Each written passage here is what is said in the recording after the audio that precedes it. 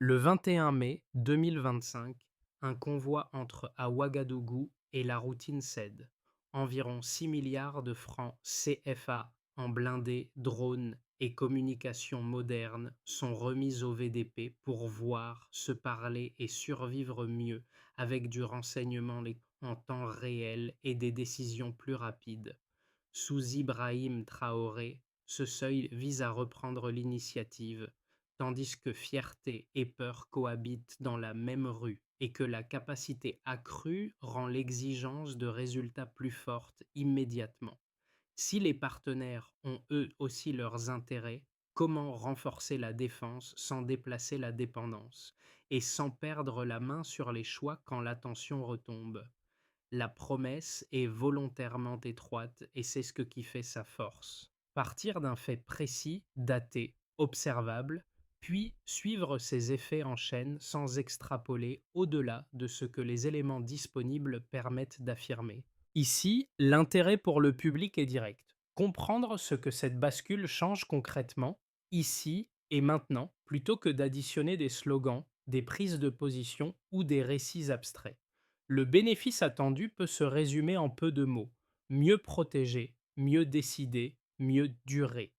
Les enjeux se déploient sur trois plans imbriqués. D'abord, la sécurité, réduire la vulnérabilité face aux embuscades et aux engins explosifs improvisés, raccourcir le délai entre un signal et une décision, limiter l'effet de surprise. Ensuite, l'autonomie politique, le refus affiché d'une aide conditionnelle et la diversification des partenariats posent une question de cohérence entre discours et contraintes réelles. Enfin, la vie ordinaire. La fierté visible lors du passage du convoi coexiste avec une peur héritée d'années d'insécurité, et cette tension pèse sur les attentes quotidiennes. Un micro-enjeu traverse l'ensemble. Si la capacité augmente, l'exigence de résultats devient plus forte. Les chiffres arrivent avant les slogans. Environ 6 milliards de francs CFA livrés le 21 mai 2025. En entrant à Ouagadougou ce jour-là, le convoi met en scène une bascule voulue, pas une simple livraison, et installe un avant-après assumé.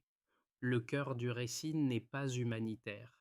Il s'agit d'un paquet de moyens, blindés, drones et communications modernes, remis aux volontaires pour la patrie, avec un fil conducteur précis, la guerre asymétrique.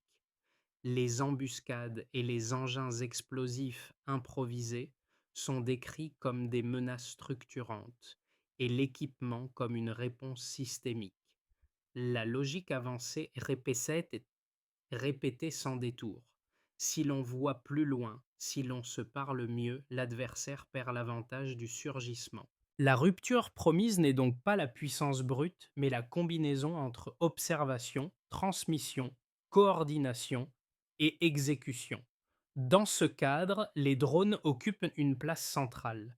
Ils sont présentés comme un changement d'échelle, non parce qu'ils survolent seulement, mais parce qu'ils produisent du renseignement en temps réel et raccourcissent le délai entre détection et décision.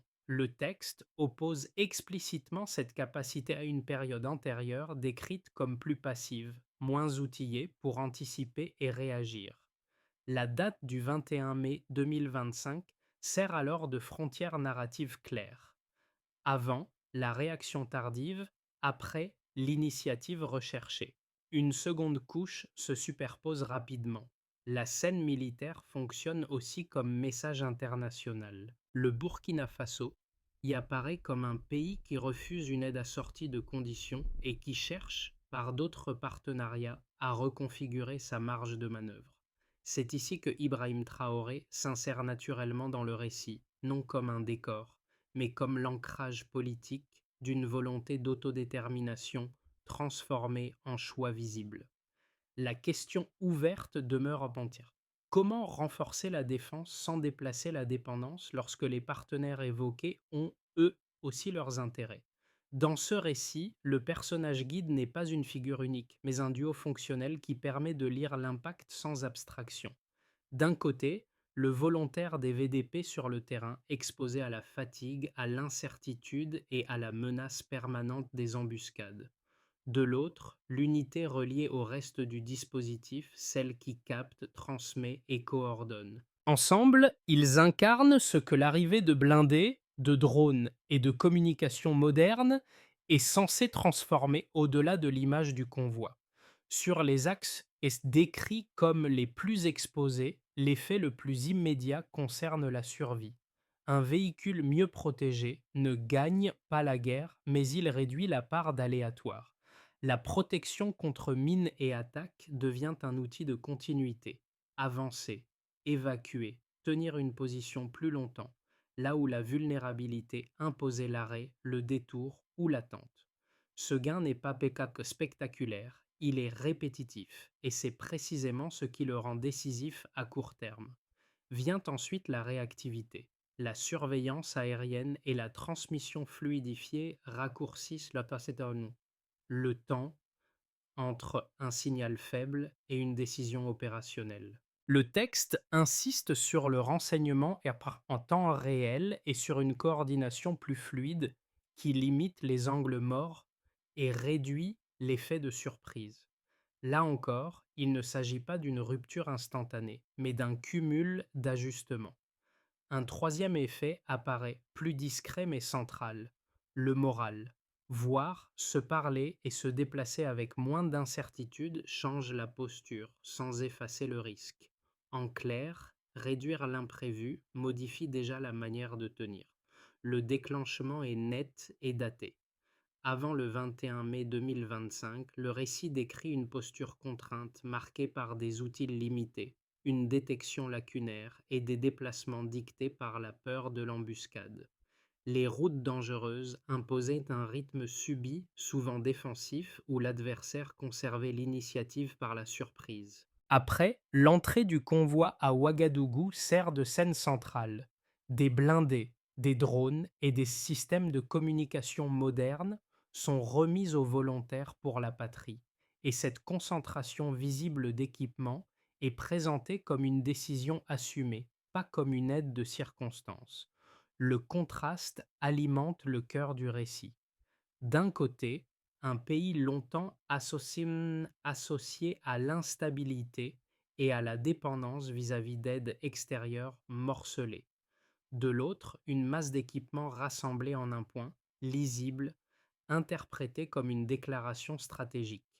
Le texte insiste sur le refus d'une aide conditionnelle et sur la volonté de diversifier les partenariats, en liant explicitement cette orientation à la ligne politique portée par Ibrahim Traoré.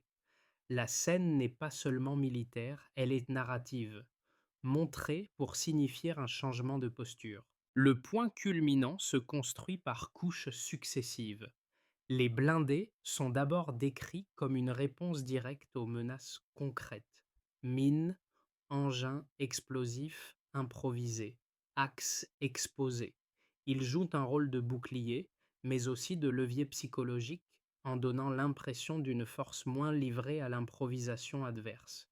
Les drones ajoutent ensuite une dimension de portée et de distance. Ils permettent de surveiller de vastes zones, de détecter plus tôt et de produire du renseignement en temps réel, réduisant ainsi le délai entre alerte et décision. Enfin, les communications modernisées ferment la boucle en reliant les unités, en fluidifiant la chaîne de commandement et en ajustant plus rapidement les décisions. Le récit ne promet pas l'invulnérabilité. Il met en avant une transition de posture, de la réaction tardive vers l'anticipation recherchée sous Ibrahim Traoré. Autour de ce cœur technique, la scène prend une dimension symbolique plus large. Le passage du convoi dans les rues poussiéreuses est décrit comme un moment de visibilité nationale. Les habitants deviennent témoins d'un tournant où fierté et espoir se mêlent à une peur encore présente. Le convoi cesse d'être un simple moyen, il devient un message adressé à l'extérieur. Il conteste une relation jugée inégale avec certaines puissances occidentales et met en avant des partenariats non occidentaux, notamment avec la Russie et la Chine, présentés comme des sources d'équipement et de technologie. Les répliques apparaissent rapidement. Le texte introduit une tension stratégique claire. Ses partenaires ont aussi leurs intérêts et la question du long terme s'impose. Comment préserver l'autonomie sans glisser vers une nouvelle dépendance? Des inquiétudes et des avertissements attribués à des analystes occidentaux sont évoqués, ainsi que la possibilité de réactions plus dures face à un changement de trajectoire. À ce stade, Ibrahim Traoré est présenté comme devant maintenir un équilibre délicat, renforcer la souveraineté affichée tout en évitant que l'appui extérieur ne recompose, sous une autre forme, la contrainte qu'il prétend réduire. Ainsi, l'événement cesse d'être une simple livraison. Il devient un test où capacité militaire, cohérence politique et coût réel de l'autonomie se croisent dans une même ligne de temps. Le récit s'appuie sur peu de chiffres, mais ils sont organisés pour produire un avant-d'après lisible. La première donnée est stable et répétée, environ 6 milliards de francs CFA. Présentée sans comparaison budgétaire détaillée, cette somme livrée en une seule journée agit comme un seuil psychologique autant qu'opérationnel. Avant, l'aide apparaissait morcelée et diluée dans le temps. Après, une masse d'équipements concentrée en un point crée un effet immédiat de lisibilité et de volonté d'agir sous Ibrahim Traoré. La seconde donnée est temporelle. Le 21 mai 2025 devient une frontière narrative claire. Avant cette date, la défense était décrite comme plus passive, contrainte par des outils limités et une détection incomplète. Après, blindés, drones et communication moderne sont intégrés dans une logique de système. Le delta ne se mesure pas en pourcentage, mais en posture. La réaction tardive cède la place à l'initiative recherchée. Cette datation fixe le basculement sans multiplier les chiffres et permet de suivre les effets dans le temps. La troisième donnée est son et fonctionnelle. Le rôle des drones est décrit qualitativement, mais de manière exploitable. Ils sont associés à la surveillance de vastes zones et à la production de renseignements en temps réel. Le changement se lit ainsi. Auparavant, la détection était ponctuelle et souvent tardive. Désormais, elle devient plus continue, ce qui réduit le délai entre signal et décision. La valeur n'est pas exprimée en durée précise, mais en réduction de l'intervalle critique, celui où l'effet de surprise s'installe. À partir de ces trois points, le texte reconstruit un raisonnement cohérent. Avant, il suggère une configuration fragmentée. Véhicules vulnérables aux mines, communication hachée, mobilité limitée et doctrine essentiellement réactive. Après, il met en avant un couplage plus lisible, blindé, offrant une meilleure protection contre mines et embuscades, drones assurant une veille aérienne élargie, réseau modernisé reliant les unités et décisions ajustées plus rapidement. Le changement n'est pas présenté comme une accumulation de moyens, mais comme une intégration. Trois effets concrets sont alors dégagés. D'abord, la survie. La protection accrue réduit l'exposition immédiate aux engins explosifs improvisés et aux attaques sur les axes. Ensuite, la réactivité. Le renseignement aérien diminue le temps entre détection et action, même sans promesse d'invulnérabilité. Enfin, la cohérence. Les communications fluidifiées limitent les erreurs de coordination et l'effet de surprise. Chaque effet est accompagné d'une phrase explicative simple, sans extrapolation. Dans cette lecture quantitative minimale, la dimension politique portée par Ibrahim Traoré apparaît en filigrane. Le montant, la date et la fonction deviennent des arguments de souveraineté affichés plutôt que des statistiques détaillées. Le texte assume cette sobriété. Il préfère des gradients fonctionnels à des tableaux complets. La conclusion est prudente mais nette. Même avec peu de chiffres, la combinaison montant-date-fonction suffit à installer un avant-d'après crédible.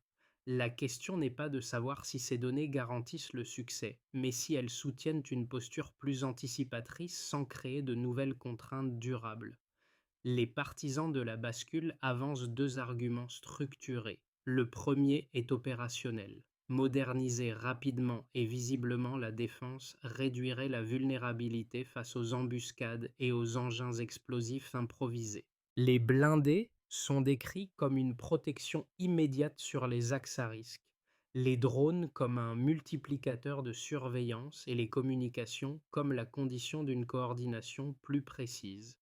Dans cette lecture, l'effet n'est pas spectaculaire mais cumulatif, moins d'angles morts, des décisions plus rapides et une capacité accrue à reprendre l'initiative locale, même sans supériorité totale. Le second argument est politique. Refuser une aide assortie de conditions et diversifier les partenariats redonnerait une marge de décision plus concrète qu'un discours abstrait. Le convoi devient alors un signal clair. Le pays n'attend plus d'être sauvé, il choisit. Sous Ibrahim Traoré, cette posture est présentée comme une reprise de contrôle symbolique et pratique, où l'équipement soutient une ligne d'autodétermination affichée. Les critiques peuvent cependant être formulées avec la même rigueur. Un premier point concerne le déplacement de la dépendance. Remplacer des appuis occidentaux par des partenariats russes ou chinois risque de changer de tuteur sans supprimer la contrainte. Le texte reconnaît que ces partenaires poursuivent leurs propres intérêts et que l'absence de conditions affichées n'équivaut pas à une neutralité durable. La dépendance pourrait alors devenir moins visible, mais plus difficile à corriger. Un second point porte sur les réactions extérieures. Une reconfiguration rapide peut provoquer des avertissements, des pressions diplomatiques, voire des sanctions, au moment même où l'État investit massivement dans sa défense. Le gain sécuritaire potentiel pourrait ainsi s'accompagner d'un coût économique et politique non négligeable, absorbant une partie des bénéfices attendus. La réponse la plus fidèle au récit n'est pas de trancher, mais de poser une condition. L'autonomie militaire ne suffit pas si elle n'est pas accompagnée d'un contrôle interne solide. La liberté réelle dépend de la capacité à gérer maintenance, formation, financement et décisions politiques sans se soumettre à une influence extérieure dominante. Sous Ibrahim Traoré, la cohérence devient la variable décisive. Renforcer la défense? Oui. Accepter un nouvel enfermement? Non. À ce stade du récit, le centre de gravité se déplace nettement. Il ne s'agit plus seulement de savoir si les blindés protègent mieux ou si les drones voient plus loin, mais de comprendre ce que cette montée en capacité impose à l'organisation elle-même. Le texte suggère une inflexion décisive. La bascule n'est pas d'abord technique, elle est organisationnelle. Les équipements comptent parce qu'ils obligent à coordonner davantage, à décider plus vite et à assumer publiquement une ligne claire. Cette révélation reconfigure la lecture des sections précédentes. La question n'est plus avons-nous plus de moyens, mais qui tient le cadre quand les moyens arrivent? Les communications modernisées fermant la boucle entre information et décision. Elles exposent aussi la chaîne de commandement à un test permanent de cohérence. Voir plutôt n'a de sens que si l'arbitrage suit, sans délai ni contradictions internes. C'est ici que la figure d'Ibrahim Traoré revient comme charnière du récit. Elle relie le geste militaire à une stratégie plus large. Réduire la dépendance à l'aide conditionnelle, afficher l'autodétermination et accepter la visibilité internationale qui en découle. Cette visibilité est décrite comme un levier mais aussi comme un prix à payer. La révélation médiane est donc exigeante. Les équipements ouvrent un espace de décision. Ils n'en garantissent pas l'usage. Pour l'État, l'effet recherché est d'abord stratégique. L'arrivée coordonnée de blindés, de drones et de communication moderne vise à reprendre une initiative partielle dans un environnement décrit comme asymétrique. La promesse opérationnelle est répétée sans emphase: mieux protéger, mieux voir, mieux coordonner. Les blindés sont associés à une réduction du risque immédiat sur les axes exposés, les drones à une anticipation accrue et les communications à une exécution plus cohérente. Sur le plan politique, l'événement sert aussi de signal. Sous Ibrahim Traoré, l'État affirme qu'il ne veut plus dépendre d'une aide conditionnelle et qu'il choisit ses partenariats au prix d'une exposition internationale plus forte. Pour les entreprises, l'impact est indirect mais central. Le texte ne détaille pas de secteur précis, mais il suggère un mécanisme simple. Si la sécurité se stabilise, les flux deviennent plus prévisibles. Moins d'incertitudes sur les routes et dans les zones à risque signifie davantage de continuité dans l'activité, donc un environnement légèrement plus lisible pour investir, produire et transporter. En contrepartie, la reconfiguration géopolitique introduit un risque nouveau: des critiques, des avertissements, voire des réactions extérieures plus dures peuvent compliquer l'accès à certains marchés, à des financements ou à des partenariats existants. Le gain sécuritaire potentiel s'accompagne donc d'un coût diplomatique possible que les acteurs économiques doivent intégrer. Pour les citoyens, les effets se déploient sur deux registres qui coexistent sans se neutraliser. D'un côté, la protection et le moral. Voir des blindés et des drones, c'est être raconté comme une restauration de fierté. L'idée que le pays se tient debout. Cette perception peut réduire la peur diffuse liée aux déplacements et à la vie quotidienne. De l'autre côté, le texte rappelle que la guerre asymétrique ne disparaît pas par décret. La modernisation promet une capacité accrue, mais elle n'efface ni la fatigue accumulée, ni l'attente de résultats tangibles. Si la force est affichée, l'exigence de sécurité durable devient plus forte. Pour la région et le voisinage, enfin, l'événement s'inscrit dans une dynamique plus large. Le récit suggère un possible effet d'entraînement, un modèle d'autodétermination que d'autres pays pourraient observer, voire imiter. Mais il introduit aussi un dilemme. Plus l'influence de nouveaux partenaires grandit, plus la région devient un espace de compétition stratégique. L'équilibre régional dépendra alors de la capacité à coopérer sans importer des rivalités qui dépassent le terrain local. Sous Ibrahim Traoré, ces quatre lectures montrent que la bascule crée un potentiel différencié. Sa traduction concrète dépendra de la manière dont contraintes et attentes évolueront pour chacun de ces acteurs. À partir du même point de départ, un convoi visible, des capacités renforcées et une ligne d'autonomie affichée, le texte permet d'envisager trois trajectoires sans prétendre prédire. Chacune repose sur une condition différente et chacune éclaire un risque distinct plutôt qu'un résultat d'assuré. Dans un scénario de base, la modernisation produit des gains tactiques partiels mais réels. Les blindés réduisent certains risques sur les axes, les drones améliorent la surveillance et les communications rendent la coordination plus régulière. L'environnement demeure toutefois instable car l'adversaire s'adapte et les contraintes logistiques persistent. Sur le plan international, les partenariats non occidentaux se consolident de manière pragmatique, tandis que les critiques extérieures se maintiennent sans basculer en rupture ouverte. Si les capacités sont entretenues et intégrées sans surcharge organisationnelle, alors l'État gagne en réactivité sans transformer l'équilibre général.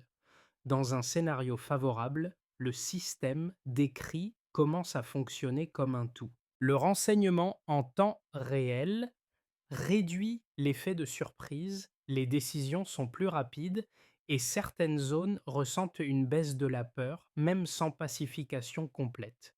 Le moral progresse parce que la protection et la coordination donnent un sentiment de maîtrise. Diplomatiquement, les choix sont présentés comme une diversification maîtrisée, non comme une rupture frontale.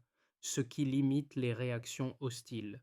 Si la cohérence interne tient et que l'équilibre des partenariats est préservé, alors la posture gagne en crédibilité et en durée. Dans un scénario dégradé, la montée en puissance crée plus de tension que de stabilité.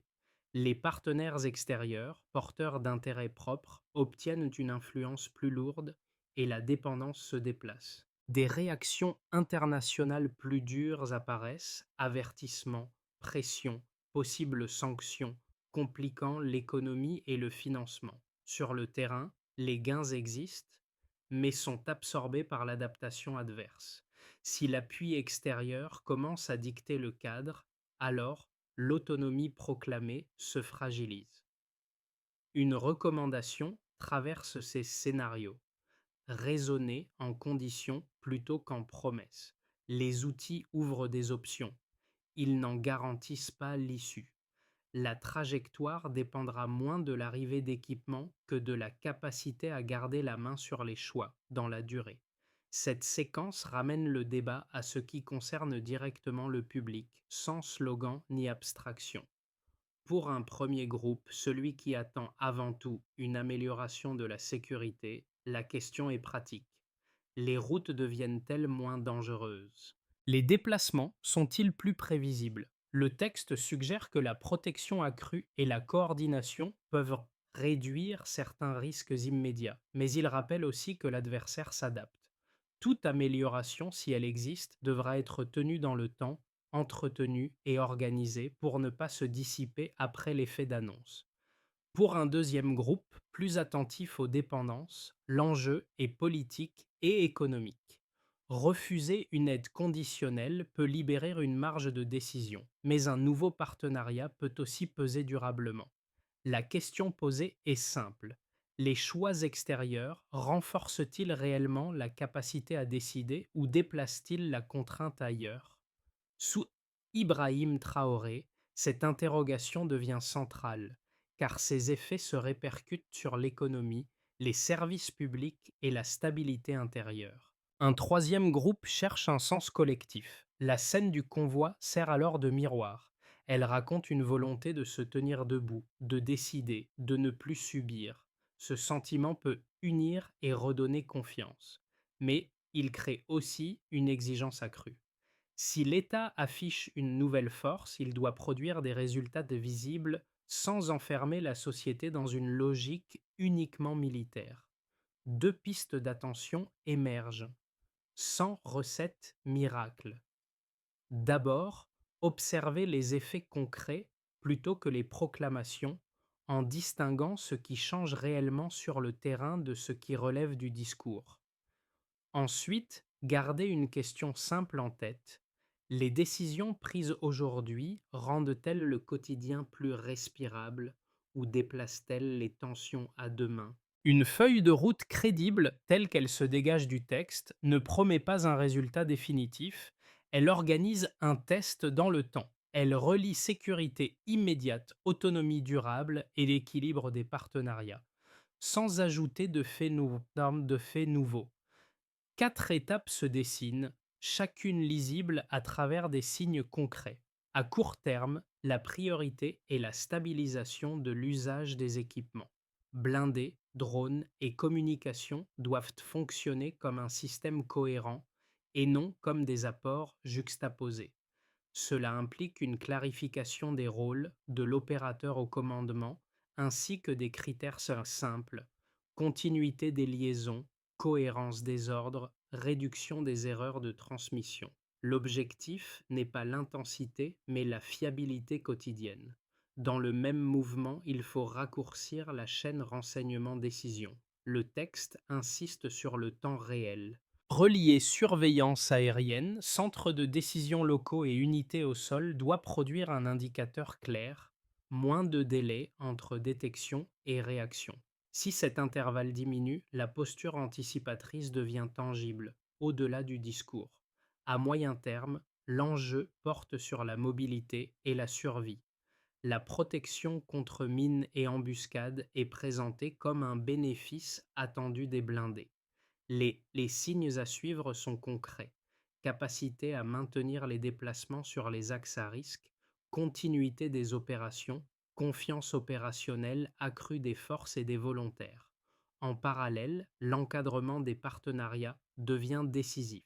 Le critère n'est pas l'alignement, mais l'équilibre. Accord perçu comme réversible, capacité à refuser des exigences incompatibles avec la souveraineté et limitation des coûts diplomatiques. Sous Ibrahim Traoré, la condition finale est claire. Si les outils renforcent la décision sans capturer la politique, l'autonomie progresse. S'ils dictent le cadre, la promesse se vide. On revient à l'image d'ouverture, simple et parlante. Une matinée ordinaire à Ouagadougou, puis un convoi qui traverse la ville et modifie l'atmosphère. Dans le récit, ce ne sont pas seulement les véhicules qui marquent les esprits, mais le contraste entre la routine quotidienne et la décision stratégique qui s'impose en arrière-plan. La vie continue pendant qu'un seuil est franchi. Les blindés deviennent un bouclier, les drones un regard, les communications un lien. Cette triade résume la promesse formulée dès le départ. Réduire l'incertitude sans prétendre l'effacer. Mais au fil des sections, le centre de gravité s'est déplacé. La question n'est plus uniquement celle de l'équipement, mais celle de la liberté de choix dans un environnement de partenariats intéressés et de pressions croisées. C'est ici que le nom d'Ibrahim Traoré trouve sa place naturelle.